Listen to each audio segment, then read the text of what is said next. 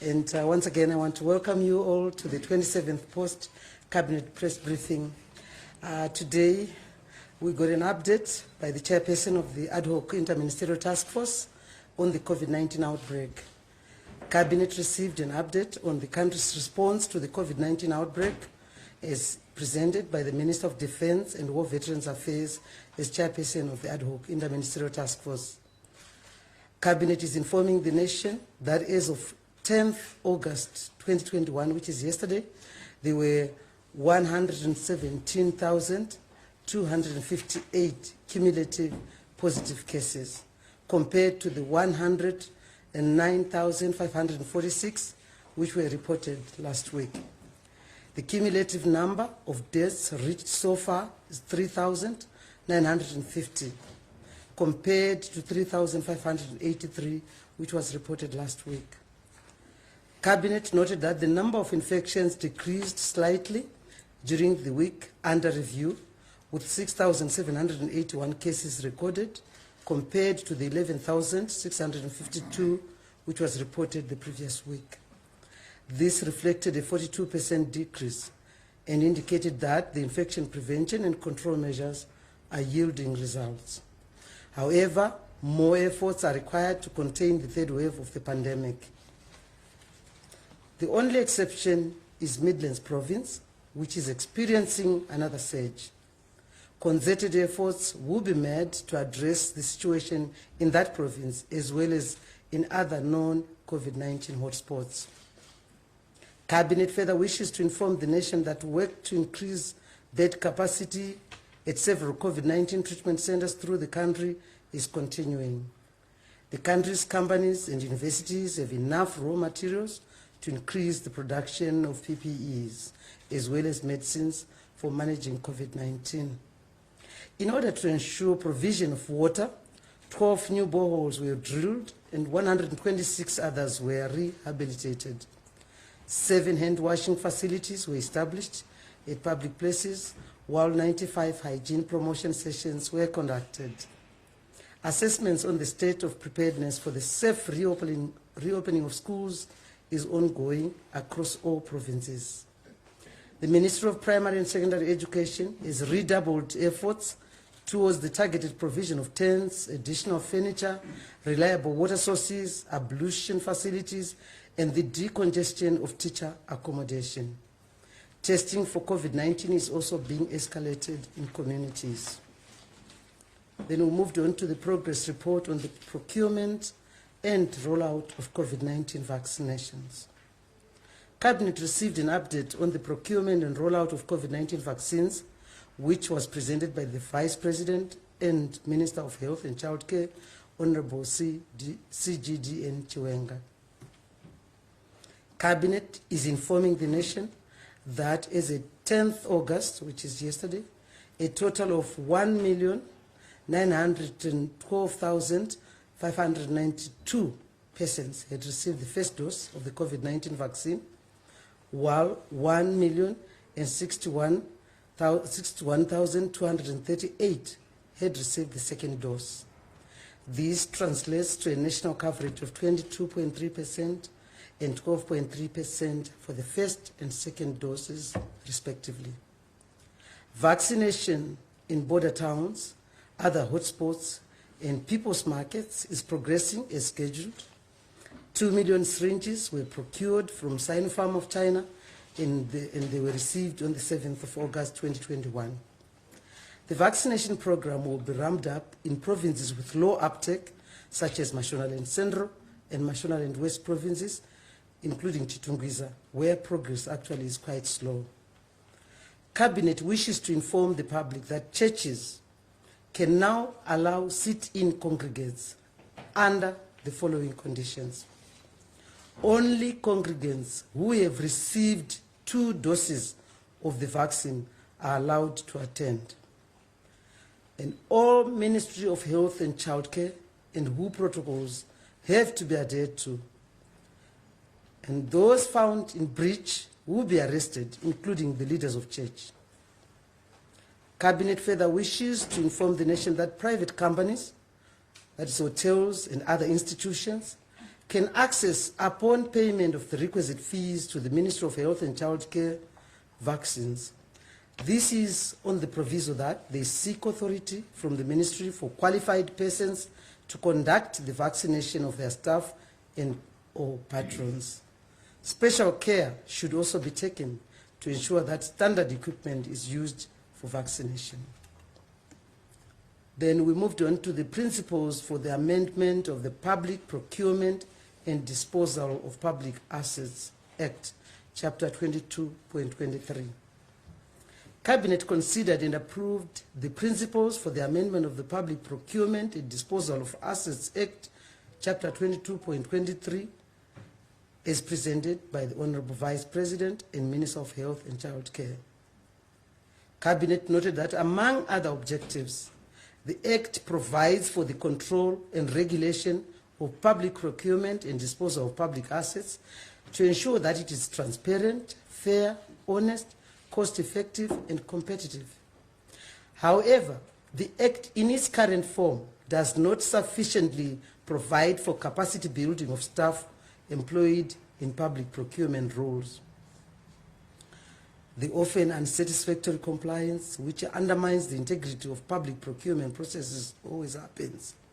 State enterprises and parastatals operating in competitive sectors and markets have also been placed at a disadvantage when compared to their private sector competitors because of these inherent inefficiencies. Accordingly, Cabinet agreed that the Auditor General be excluded from the membership of the Special Procurement Oversight Committee, SPOC. This is because one of the Auditor General's functions in terms of Section 309 of the Constitution is to audit the accounts, financial systems, and financial management of all departments, institutions, and agencies of government, as well as provincial and metropolitan councils and all local authorities. It was also agreed that the chief executive officers should not serve as secretary to the board of the State Procurement Oversight Committee. The board should instead appoint a suitably qualified, competent, and experienced company secretary capable of maintaining a professional relationship with members of the board. The amended Act will also provide for innovation and technological advancements in pursuit of international best practice. Furthermore, the wording of the original Act makes it optional rather than mandatory for procuring entities to accord preferential treatment to domestic service providers by all procuring entities. With respect to the procurement of construction works, the Act will now make it mandatory for foreign suppliers to engage local contractors and to also promote technology and skills transfer.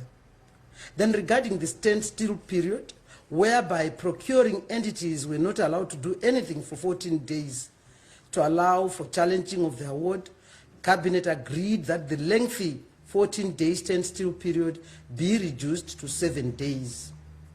This amendment will facilitate the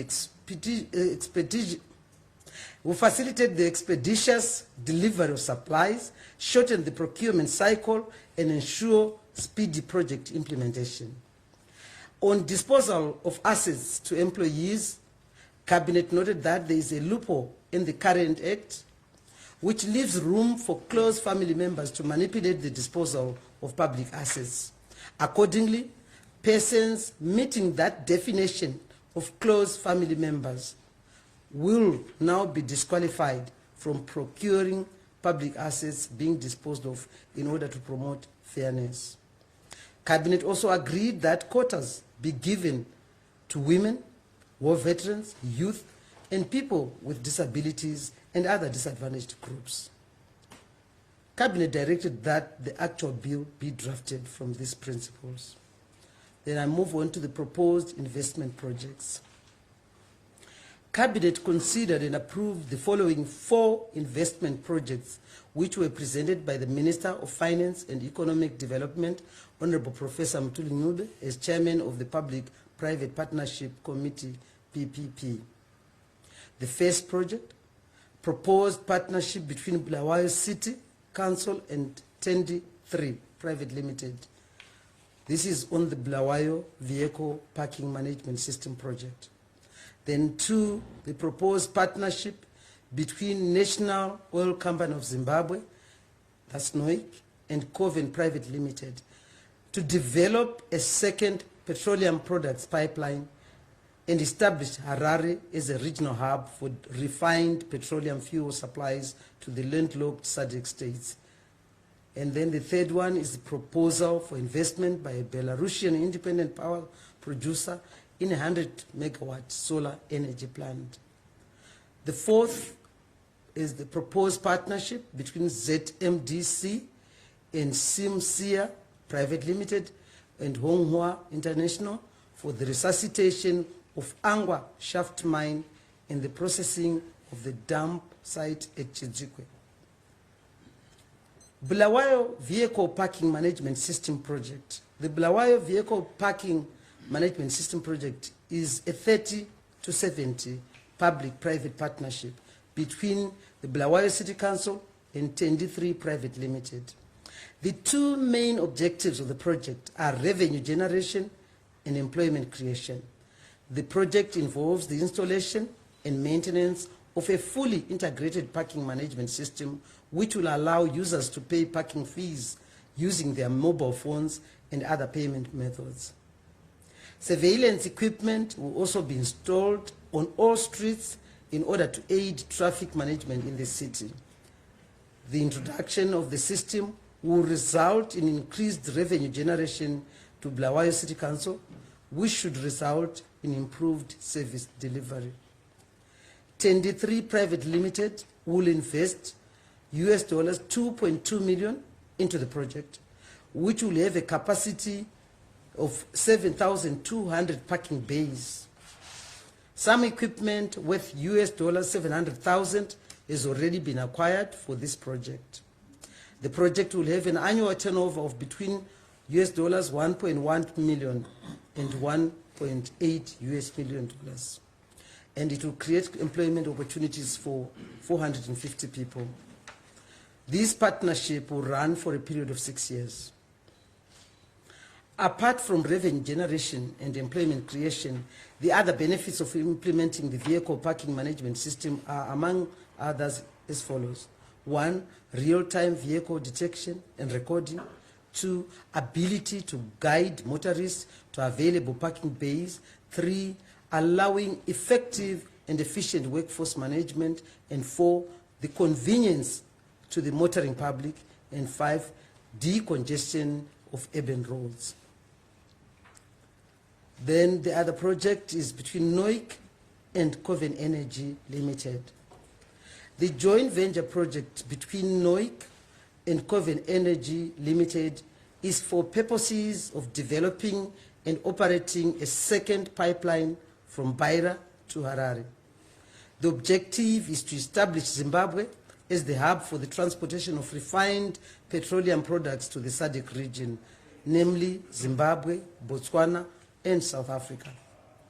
The project will result in NOIC and Coven Energy Limited entering into a 50-50 public-private partnership. The project will create employment opportunities as well as generate foreign currency for the country. It will also help reduce vehicular congestion and the smuggling of petroleum products.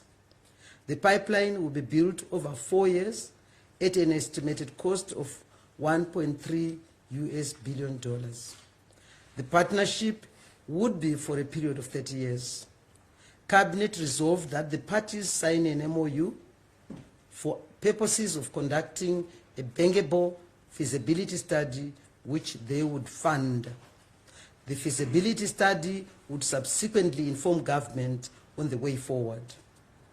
Then I move on to the Belarusian solar plant in Zimbabwe. On the 100-megawatt solar energy plant investment by Belarusian investors, the nation is informed that the project will be funded to the tune of $125.5 million US dollars.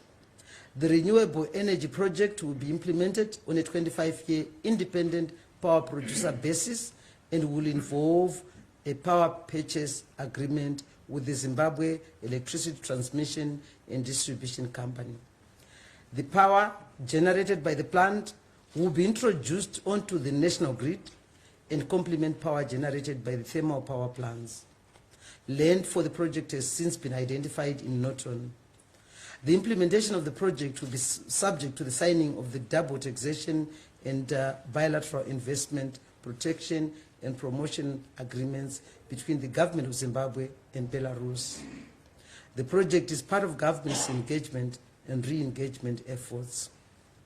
Then the next project is between ZMDC and Simsia Private Limited and Honghua International. Cabinet noted that the joint venture partnership between ZMDC and Simsia Private Limited and Honghua International on the resuscitation of operations at Angwa Shaft Mine and the processing of the dump at Chidzikwe, Simsia Investment in Honghua International will inject capital amounting to $200.25 million, which cover the procurement of plant and equipment for dump retreatment and shaft resuscitation. The project will create 500 jobs for locals, and Zimbabwe will benefit from technology transfer and $200 million in foreign currency generation over 10 years. Thank you for listening, and see you next time. Thank you.